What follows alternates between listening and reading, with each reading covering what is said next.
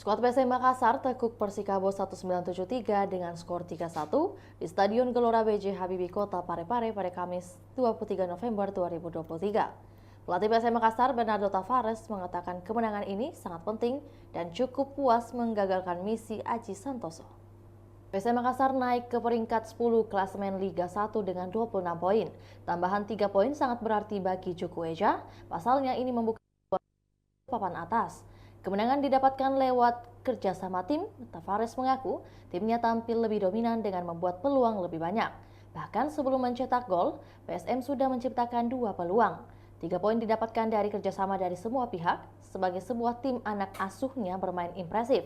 Terkait performa pemain baru, Tavares cukup senang, akan tetapi Tavares menilai secara keseluruhan tim.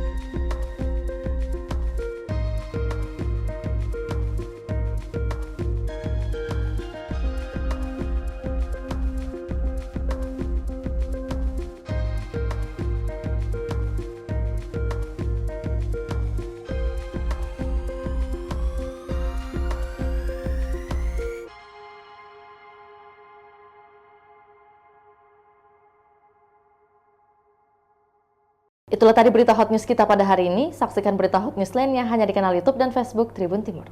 Download Tribun X sekarang. Menghadirkan lokal menjadi Indonesia.